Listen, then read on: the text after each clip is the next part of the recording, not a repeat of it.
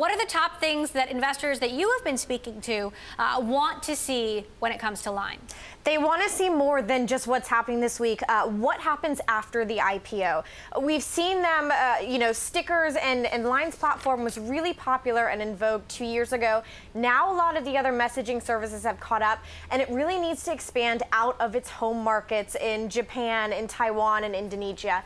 If you look at the penetration there, users in those areas who actually use messaging apps, 80–90% of them are using Line. In the US, it's only 12%. So growth, what is next? That's going to be the big thing that investors here in the US, where 2/3 of the shares will be listed, will be paying attention to, so that it doesn't go by the way of like what happened with Twitter today, where there's questions about growth and you see a big sell-off in the stock.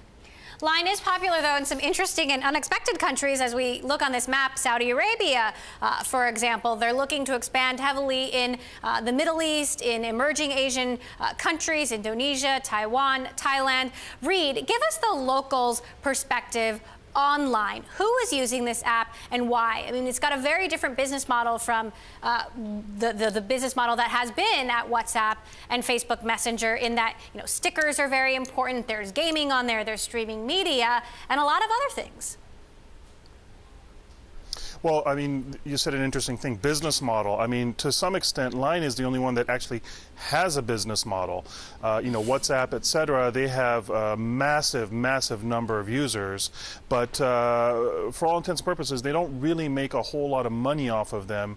The interesting thing about Line is that it has figured out how to make money from its users, but on top of that, it's also figured out how to tailor its product to specifically target certain markets. For example, in Indonesia, the executives at Line realized that alumni networks are really big down there, and so what they did was they built into the app features that would let people find each other more easily through their alumni networks, and obviously bringing in a lot of other products that kind of lock into that.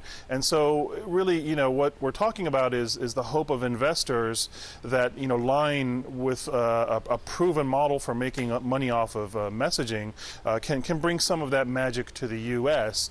Obviously, competition is much more fierce there, but it is a bigger price, and to some extent, this IPO is a way to raise awareness, but also bring in some funds so that they can try and nab some of the world's biggest market.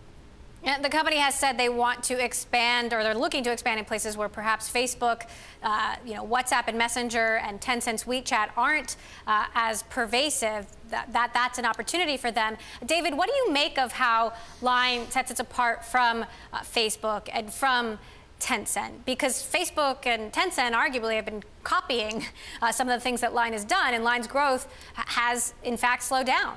Well, first of all, I wouldn't bank on building any business based on where Facebook isn't, because that's hardly anywhere. But it's true that Line is more, in a way, of a content distribution network that uses messaging as its kind of lure to get the customers involved than the other services. And it's fundamentally different. My concern would be its long-term durability, as Alex was saying. I think, it's a very trend-driven business. It's kind of a faddish thing. Its primary users, especially in its home country of Japan historically, were very young. Now in Japan, everybody uses it, which is a good sign, potentially, for them in other countries, except Japan is so different culturally from any other country, and I don't know whether we can take that to the bank. I think that communications on the internet changes very, very rapidly. I personally would be cautious about investing in this company. So, Alex, the stock is priced. When do we expect Line to start trading?